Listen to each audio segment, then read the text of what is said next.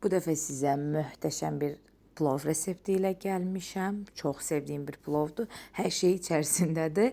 Deməli 1 kiloqram ətimizi qaynatdıq. Daha sonra maşından keçirib üzərinə böyüklüyündən asılı olaraq 3 ədəd soğan əlavə edib qovurmağa qoyuruq. Öz suyunda əlavə heç bir su qatmırıq.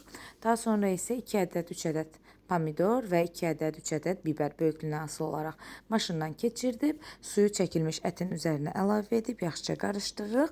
Pomidor biberin suyu çəkildikdən sonra isə yağ, duz, sarıkök və reyhan əlavə edib qovururuq. Təxminən bir 40 dəqiqə, çünki aşın içərisində də dəmlənəcək. Ona görə çox bişirmirik qıymanı. Daha sonra isə keçirik lobyamızı hazırlamağa. Təkrar 1 kiloqram da lobyamız var. Lobyanı qəşəngcə doğrayırıq, yuyuruq, doğrayırıq və üzərinə su əlavə edib qaynadırıq. Qaynatdıqdan sonra isə suyunu boşaldıb, yağ əlavə və duz əlavə edib qovururuq. Yenə lobyanı da biraz az qovururuq, çünki yenə aşın içərisində bişəcək. Son olaraq isə gəldik plovumuza. Suyumuzu qaynadıb, yağını, duzunu və sarıkökünü əlavə edib 2-3 saat öncədən islatmış olduğumuz düyünü yaxşıca yuyub içərisinə əlavə edib 10-15 dəqiqə qaynadırıq. Düyünü süzdükdən sonra isə qazanın dibinə yuxa yerləşdirib, düyünün yarısını üzərinə əlavə edib, qovurmuş olduğumuz qıymanı və lobyanı sıra ilə üzərinə yerləşdiririk.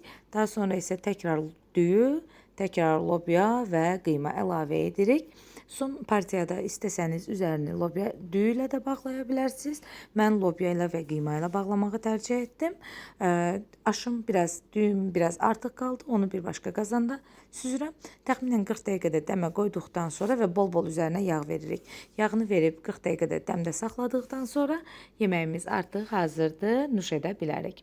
Hazırlayan hər kəsə indidən nuş olsun.